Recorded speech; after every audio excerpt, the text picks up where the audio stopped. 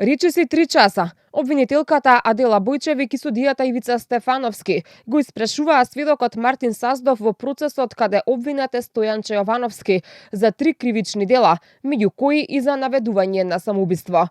Саздов, кој дошол по Ивана и Катја ноќта кога Стојанче ги оставил на автопат во близина на Штип, видно вознемирен, низ солзи, раскажуваше за трагичниот настан во кој животот го изгубија Ивана и незината 6-годишна ќерка Катја. Саздов, одговарајќи на прашањата, раскажа за насилството кое Ивана го трпела, а често и пред него.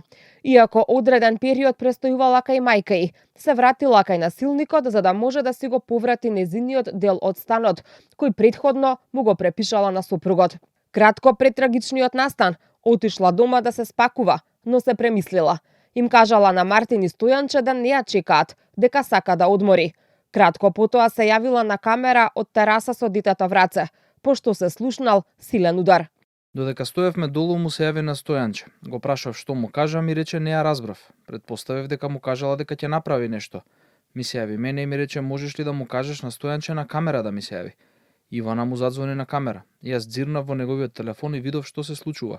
Ја видов со Катја во раце на тераса и сватив. И реков немој да си направила глупост и веднаш слушнав силен удар. Истрчав да видам што се случува и ја видов Ивана во крв.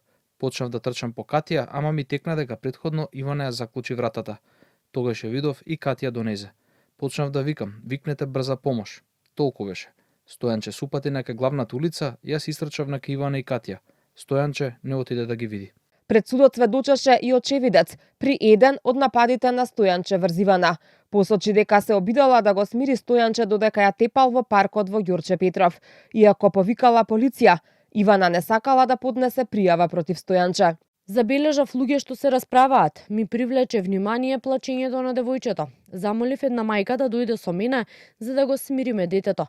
Стојанче ја удри Ивана со шамар. Застанавме да ги разделиме, а јас го земав детето за да го смирам. Детето се тресеше. Стојанче повторно ја нападна Ивана со повеќе удари по главата и телото. Ја оставив Катја и повикав полиција. Му кажав на Стојанче дека ова е кривично дело и не смее да го прави пред дете. Ништо не ми одговори. Ја зема Катја и бидејќи свати дека викнав полиција си замина. Ивана не беше заинтересирана кога и кажував дека ќе ѝ помогнам да пријави. Кога пристигна полицијата ја замолив да го пријави Стојанче, но таа замина. Иако Ивана на денот на трагедијата барала помош од полицијата, но не сакала да поднесе пријава.